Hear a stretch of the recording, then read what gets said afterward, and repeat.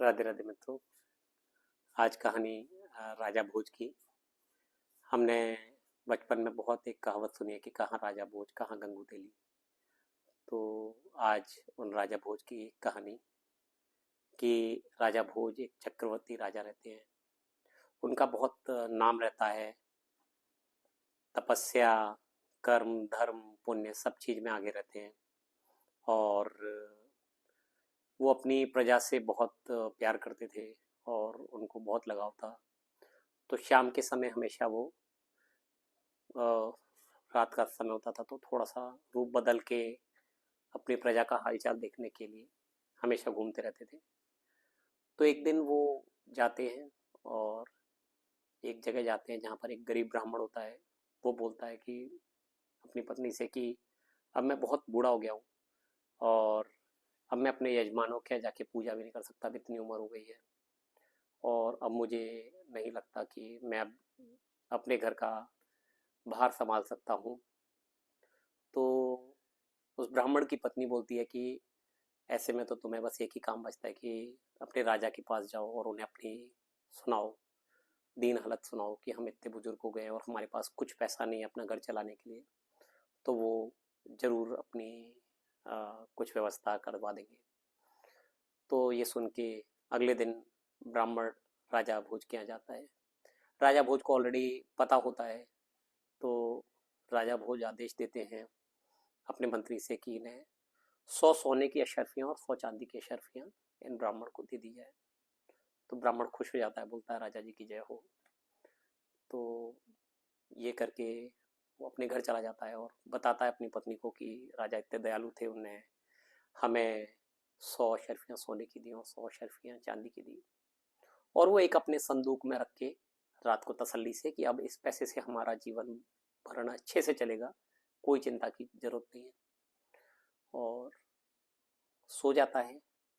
फिर सुबह उठता है तो देखता है कि उसे सारा पैसा चला गया। फिर बड़ा परेशान हो जाता है कि राजा से मैंने कल ही इतना सारा लिया। और फिर लेकिन वो सोचता है कि मैं राजा के पास जाऊंगा और फिर से उन्हें यही बात बताऊंगा। तो जाता है, राजा को बोलता है कि मैं सोया और मैंने वो शर्फियाँ अपने संदूक में रखी, बट सुबह उठा तो नहीं थी। तो राजा फिर से बोलता है अपने मंत्री से कि इनको 100 सोने की और 100 चांदी की शर्फियाँ फिर से दे दी जाए। तो मंत्री दे देता है। फिर से वृद्ध ब्राह्मण खुश हो जाता है कि राजा इतने दयालु है कि इसकी बात भी दे दी।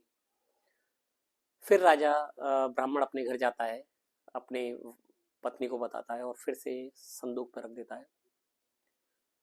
अगले दिन उठता है और ब्राह्मण बोलता है अपनी पत्नी से कि मुझे सपना आया, राजा ने मुझसे वो पैसा पूरा वापस मांग लिया और मैंने वो 100 शर्फियाँ सोने की और 100 चांदी की शर्फियाँ राजा को वापस कर दी। और वो सुबह उठ के देखता है और संदूक में फिर से नहीं दिखाई देती है। तो वो फिर परेशान हो जाता है और वो फिर से राजा के पास जाता है और बोलता है कि मुझे सपना आया था और आपने मुझसे अपनी 100 चांदी की और 100 सोने की अशर्फियाँ वापस मांगी और मैंने दे दी और सुबह देखा तो नहीं है। राजा इस बार फिर से मंत्री से बोलता है कि फिर से ये ब्राह्मण को 100 सोने की और 100 चांदी की अशर्फियाँ दे दी जाए। और फिर उस रात राजा उस ब्राह्मण के बाहर घर पे जाता है और अब सोचता है कि अब मैं देखूंगा क्या हो रहा है। मैं अगले दिन सुबह तक उठ के वहीं पर रहूंगा ताकि ये श्योर हो जाऊं कि कोई और गड़बड़ नहीं हो रही है, कोई चुरा नहीं ले जा रहा, कुछ नहीं होता। तो रात होती है। राजा देखता है कि राजा की शक्ल का ही कोई एक आदमी आता है और दरवाजा खटखटाता है। तो राजा उसका कंधे पे हाथ रखता है और बोलता है तुम कौन हो और तुम इस तरीके से मेरा नाम खराब कर रहे हो और क्यों तुम उस ब्राह्मण के घर में घुसने की कोशिश कर रहे हो। तो वो आदमी बोलता है कि मैं होनी हूँ और मुझे यहाँ पर नियति ने भेजा है और ये जो आप इस ब्राह्मण का भला करने की कोशिश कर रहे हो वो उसके भाग्य में नहीं है और नियति होने देगी नहीं और होनी में वही होगा जो उसके लिखा है। तो राजा बोलता है कि तुम इस ब्राह्मण को जो भी परेशानी वो मुझे दे दो, मैं उसका कष्ट सहने को तैयार हूँ। तो वो बोलता है कि नहीं, जिसके कर्म का जिसके भाग्य का जो होता है वो उसी को सहना पड़ता है, कोई किसी के भाग्य का नहीं लेके जाता और आपके भी भाग्य में है आपका भी समय आएगा और आपको भी ऐसी स्थिति देखने को मिलेगी। और ये कह के वो वहाँ से पैसे लेके निकल जाता है और राजा भोज उस दिन चले जाते हैं। वो कुछ नहीं कर पाते। फिर अगले दिन राजा अपने मंत्रियों के साथ घुड़सवारी के लिए निकलते हैं। बहुत लंबी दूर तक घुड़सवारी होती है। उनका घोड़ा एकदम से बहुत तेज दौड़ने लगता है। इतना तेज दौड़ने लगता है कि सारे मंत्री पीछे छूट जाते हैं। बस राजा और राजा का घोड़ा बहुत तेज स्पीड में और एक पहाड़ी पर चढ़ जाते हैं और घोड़ा उस पहाड़ी से छलांग लगा देता है और अपने राज्य की सीमा से बाहर निकलकर किसी दूसरी पहाड़ी पर जंप मार देता है। और घोड़ा का इतनी ऊंची छलांग में मृत्यु हो जाती है और राजा भी कहीं पर घायल होके पड़े रहते हैं। और राजा इतने लहूलुहान हो जाते हैं, बदहवास हो जाते हैं। फिर उस राज्य के कुछ सैनिक होते हैं, वो देखते हैं इन्हें राजा की वेशभूषा देख के उन्हें लगता है कि कोई जासूस है जो हमारे राज्य की जासूसी करने आया था। तो उसे बहुत मारते हैं, राजा भोज को बहुत मारते हैं और बिल्कुल अधमरा करके अपने राज्य की सीमा के बाहर छोड़ देते हैं। उन्हीं के राज्य की सीमा में छोड़ देते हैं। उन्हें पता नहीं होता कि ये राजा भोज है।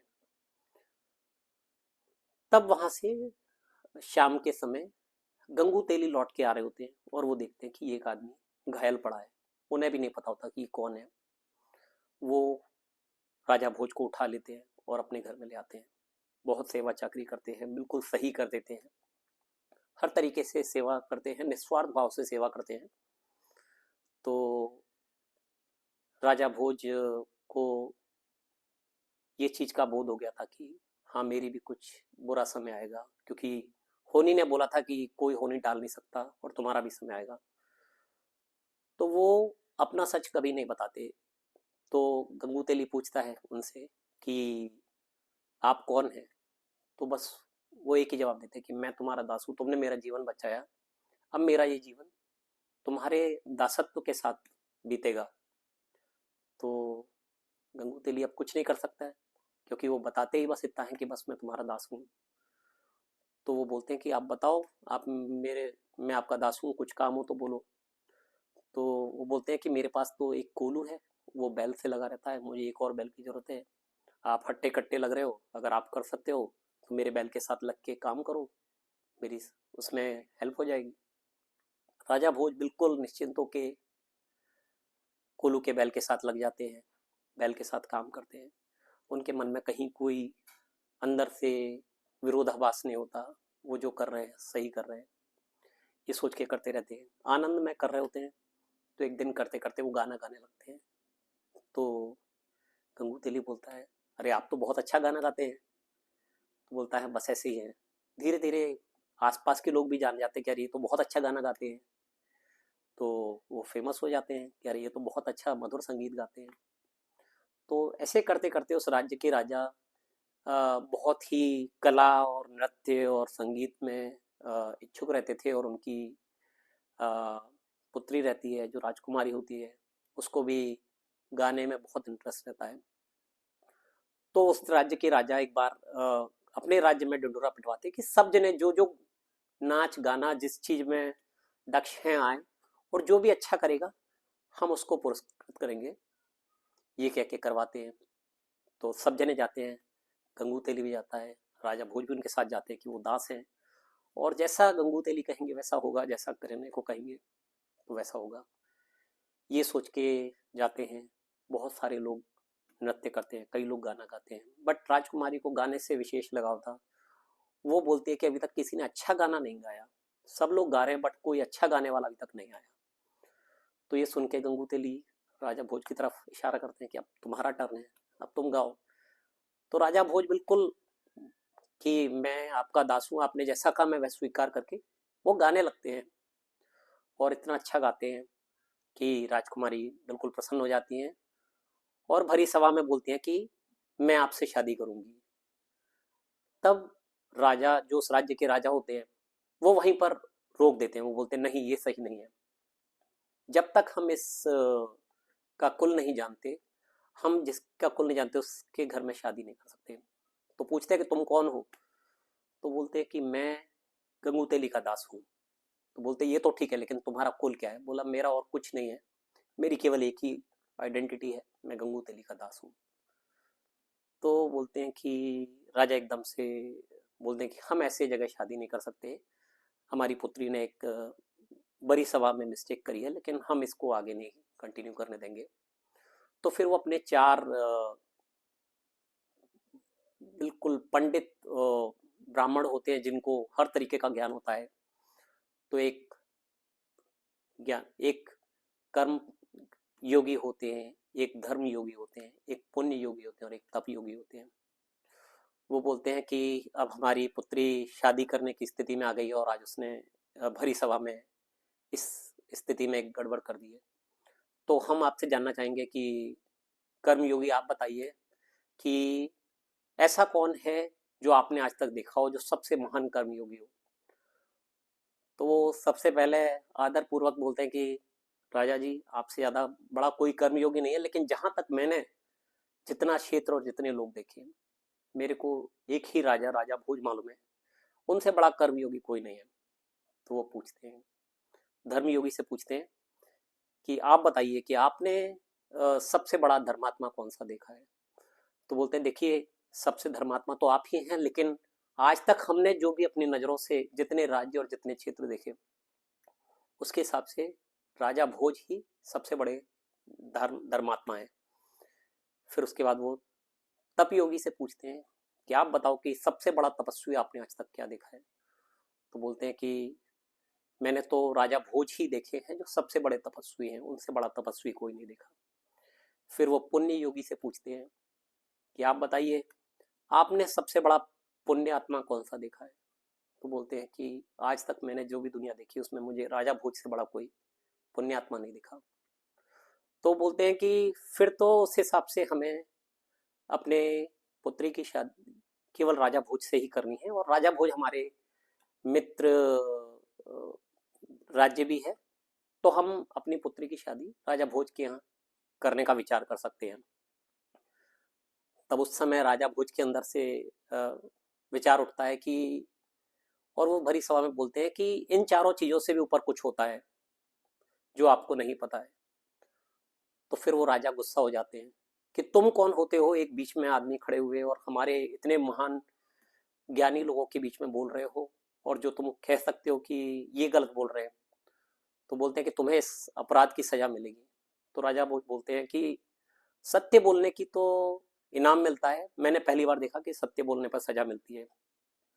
तो राजा पूछता है तुम्हें कुछ ऐसी चीज भी पता है जो इन चारों चीजों से ऊपर है, जो धर्म कर्म पुण्य और तप से ज्यादा बड़ी हो।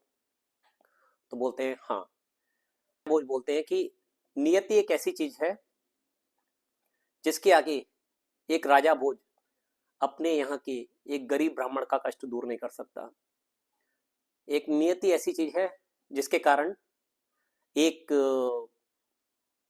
राजा भोज गंगू तेली का दास बन के आपके सामने खड़ा है।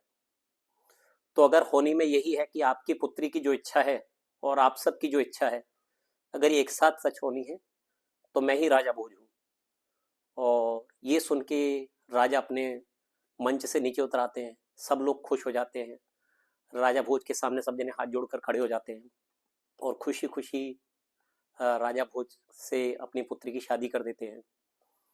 तो इस कहानी से यही सीख मिलती है कि कई बार होनी में कुछ लिखा है और होते समय कई बार हमारे मन का हो जाता है, कई बार हमारे मन का नहीं होता, लेकिन हमें ये सोचना चाहिए कि होनी और नियति में जो लिखा है वही होना है। और यही राजा भोज से सीखने को मिला कि राजा भोज ने निस्वार्थ होके अपने मन में कोई भी शंका नहीं आने दी, जब भी जो किया कि उन्हें लगा जो होनी में होना है सबसे अच्छा होगा, और वही हुआ। अभी के लिए बस इतना। राधे राधे।